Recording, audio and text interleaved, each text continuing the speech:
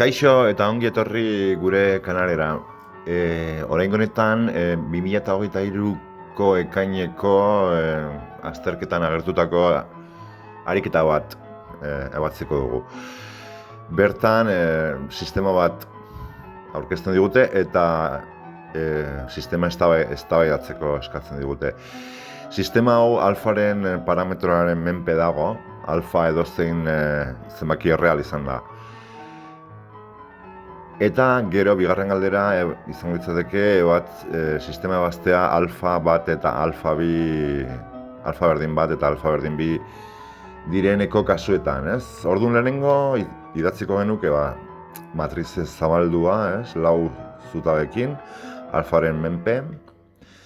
Eta hori ikusten dugu, lehenengo 3 zutabek sortzen dutela sistemaren matrizea. Eta zutabe guztiek osatzen dute matrize zabaldua, ez.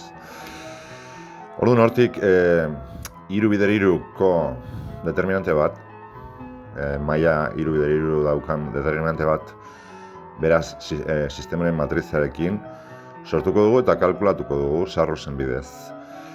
Emaitza berdin 0 egingo dugu, 0rekin berdin du, alfaren zein baliotarako determinantea hau 0 den jakin nahi dugulako, ez? Orduan, alfa bat ateratzen zaigu eta Rouchet-Frobeniusek esaten duen bezala, alfa bat ez denean, eina sistemaren matrizerena eta matrize zabaldurena 3 izango dira, beraz berdinak, eta gainera ez ezagun kopuruaren berdina, 3, ez, I eta Z.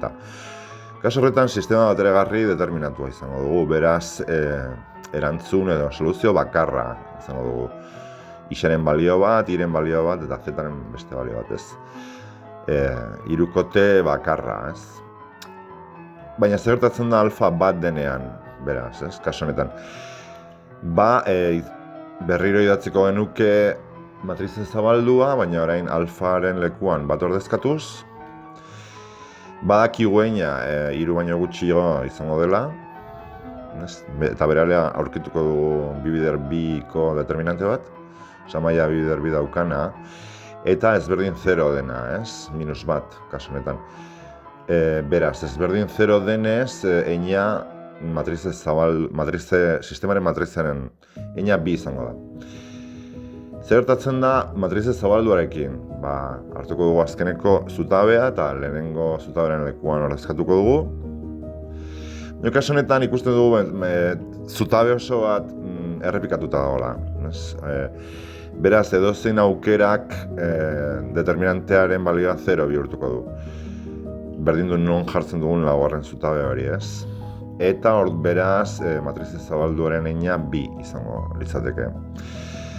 Matrize zabalduaren eta sistemaren matrizearen einak berdinak direnez, 2, kasu honetan, baina n3 denez, beraz, eina txikiago da ez ezagun kopuru baino, sistema bateragarri indeterminatu bat edukiko genuke, kasu honetan.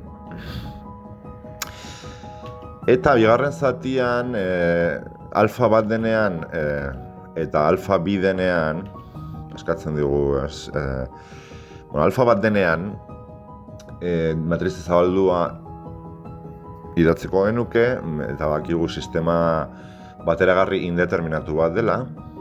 Orduan, Gauss-Jordanen bidez, hirugarren lerroari, 2 aldiz lehenengo lerroa kenduko genioke, eta 3. lerroan jarriko genuke, ez? Eta bigarren lerroari lehenengo lerroa kenduko genioke eta 2. lerroan jarriko genuke, ez? Horrela, 2 zeroiek sortzen dira, ez? 2. eta 3. lerrotan. Eta azkenik, 3. lerroari 2. kenduko diogu eta 3. lerroan jarriko dugu emaitza. Eta horrela lortuko dugu, 3 zero hauek, normalean helburua denan Gauss-Jordanen, baina kasu honetan lerro oso bat 0 dela ikusten dugu. Horrek esan nahi du sistema bateragarri indeterminatu baten aurrean gaudela.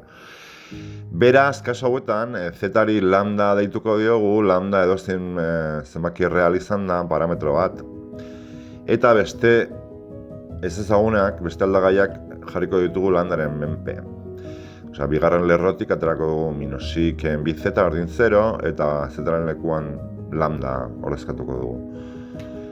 Eta lehenengo lerrotik isa gehi bi gehi iru zeta berdin bat eta horretan ere iren lekuan minus bi lambda barkatu eta zaren lekuan lambda ordezkatuko dugu eta isa bat gehi lambda gelituko zaigu. Lambda edozein balio erreal izan da. Beraz, azkenean balioak horrela gelituko litzaizkiguke. Isa berdin bat gehi lambda, i berdin minus bi lambda eta z berdin lambda. Honek adierazten duenez, lerro bat adierazten du ekuazio honek, ez? Lerro edo zuzen baten ekuazio parametrikoa izango litzateke. Beraz, infinitu puntu. Horrek esan nahi du, ekuazio hauek plano bezala ulertuta, plano hauek ebakitzen dutela, kasu honetan, zuzen batean, ez? Infinito puntu daukate amankomunean. Eta gero, bukatzeko alfa bi denean, alfa bi ezberdin bat denez, sistema bateragarri determinatua izango du, ez lehenengo kasua. Beraz, soluzio bakarra. Soluzio bakarra daukagunean aukera asko daude ebazteko, baina Kramer erabiliko dugu. Batzutan Kramer esplizituki eskatuko digute, azterketa batzutan. Eta alfa bi ordezkatzen badugu hasierako matrizean, matrize zabaldua daukagu, eta egingo duguna da, azken zutabea ordezkatu lehenengo, bigarren eta hirugarren zutaberan lekuan, eta sortzen diren hiru bider hiru determinanteak sistemaren matrizearen determinantearekin zatituko ditugu, ez? Isarako azken zutabea lehenengo zutaberan lekuan, zati sistemaren matrizearen determinantea, ez? Eta hori hartzen dugu, biak berdinak direnez, bat izango litzateke balioa. Irako, azken zutabean, bigarren zutaberan lekuan ordezkatuko genuke, eta goian zutabe bat errepikatzen denez, 0 izango da balioa. 0 zati sistemaren matrizaren determinantearen balioa dena dela, 0 izango da. Eta zetan berdin gertatzen zaigu, bi goiko determinantean laugarren zutabea, hirugarren zutabean jarrita, 0 lortzen da, bi zutabe errepikatzen direlako. Eta zati sistemaren matrizaren determinantea, ez, hiru. Orduan 0 izango litzateke zeta ere bai. Beraz, isa bat, i 0 eta zeta 0 dira balioak. Hori izango litzateke, hiru plano hauek, plano bezala ulertuz, edo hiru ekuazio hauek, amankomunean daukaten puntu bakarra. Eta hau izango litzateke, azalpena, ebazpena, orduan, horrelako azalpenak gustoko badituzue, harpidetu zaitezte kanal honetara eta gustatzen zait botoiari sakatu mesedez. Mila esker.